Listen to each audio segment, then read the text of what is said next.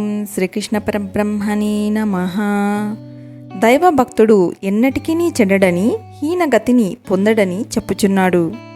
క్షిప్రం భవతి ధర్మాత్మా శశ్వచ్ఛాంతిం నిగచ్చతి కౌంతేయ ప్రతిజానీహి నమే భక్తః ప్రణశ్యతి. తాత్పర్యము: అతడు నన్ను ఆశ్రయించిన పాపాత్ముడు శీఘ్రముగా ధర్మబుద్ధి కలవాడగుచున్నాడు మరియు శాశ్వతమైన శాంతిని పొందుచున్నాడు. ఓ అర్జున, నా భక్తుడు చెడ్డడు అని ప్రతిజ్ఞ చెయ్యుము.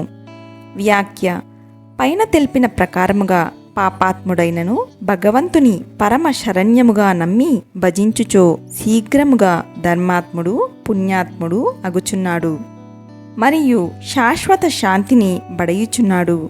క్షిప్రం శీఘ్రముగా అని తెలుపుట వలన అట్టి శాంతిని ఏనాడో పొందుట కాదనియు దైవమును ఆశ్రయించిన వెనువెంటనే లభించుననియు స్పష్టమగుచున్నది. దీపము వెలిగించిన మరుక్షణమే చీకటి పోవును కదా. దైవ మార్గమున జనులు కొందరు మాకు మోక్షము ఎప్పుడు లభించునో అని సంశయగ్రస్తులై ఉందురు. అట్టి సంశయములకు ఇచ్చట భగవానుడు తావు లేకుండా చేసి వైచిరి.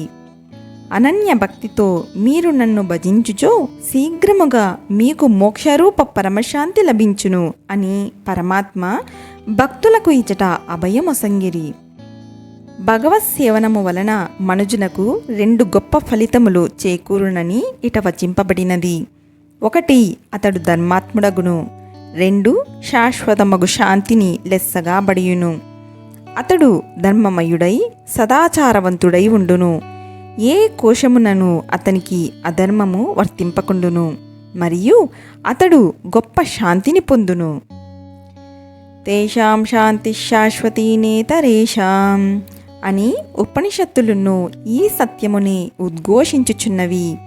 దృశ్య వస్తువును వెన్నంటు కొలది శాంతి దూరముగా పలాయనమగుచుండును.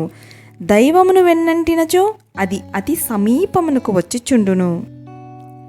ఇక ఈ శ్లోకం యొక్క 2వ పాదమున నమే భక్త ప్రణశ్యతి, నా భక్తుడు ఎన్నడునూ చెడడు, దుర్గతి నొందడు అను గంభీర సత్యమును భగవానుడు వెల్లడించిరి. ఈ అష్టాక్షరీ మహామంత్రమును ముముక్షువులు నిరంతరము స్మృతి పదమున ఉంచుకొనవలెను. అధైర్యము నిరుత్సాహము కలిగినప్పుడెల్లా దీనిని స్మరించుచుండవలెను. పరమార్థ రంగమున ప్రవేశించుటకు ముందు కొందరికి కొన్ని సంశయములు కలుగుచుండును. భక్తి కలిగి ఉన్నచో ప్రయోజనము ఉండునో లేదో, దాని వలన సద్గతి కలుగునో లేదో అని అట్టివారి సందేహములన్నిటినీ గీతాచార్యులు ఈ శ్లోకమున పటాపంచలు చేసి వైచిరి. దైవమును ఆశ్రయించిన వాడు ఎన్నడునూ చెడడు, అతడు సద్గతినే చెందును అని అసందిగ్ధముగా చెప్పివేసిరి. కల్పవృక్షమును ఆశ్రయించిన వానికి దుస్థితి ఎట్లు కలుగగలదు? గంగానదిని ఆశ్రయించిన వారికి దాహము ఎట్లు కలుగును? ప్రతిజానీహి, ప్రతిజ్ఞ చెయ్యము అని అర్జునుని ఆజ్ఞాపించుటలో తన భక్తుడు చెడ్డడను ఆ వాక్యము ఎంతటి సత్యము తేటతెల్లమగుచున్నది.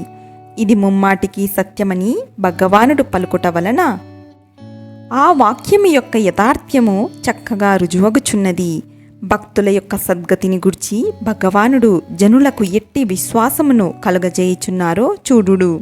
కాబట్టి ఇక జనులందరూ ప్రతిజ్ఞాపూర్వకములైన ఈ భగవద్వాక్యములపై పూర్ణ విశ్వాసము ఉంచి తమ హృదయమందలి సంశయములను పారద్రోలి సర్వేశ్వరుని ఇతోధికముగా సేవించి కృతార్థులగుదురుగాక. దైవమును ఆశ్రయించిన పాపి ఎట్టివాడుగా మారును? ధర్మాత్ముడుగా మారును. ఎంతకాలమునకు? శీఘ్రముగా. అట్టి భగవదారాధనము వలన లభించు ఫలితమేమి? శాశ్వతమగు శాంతి. కావున శాశ్వత శాంతి లభించుటకు ఉపాయమేమి? అనన్యభక్తితో భగవత్ సేవనము గావించుట. భగవద్భక్తునకు దుర్గతి ఎన్నడైనా కలుగునా? ఎన్నటికినీ కలుగదు. ఈ సత్యమును భేరీ మ్రోగించి ప్రతిజ్ఞ చేసి చెప్పవచ్చును. హరి ఓం తస్సత్. శ్రీకృష్ణార్పణమస్తు.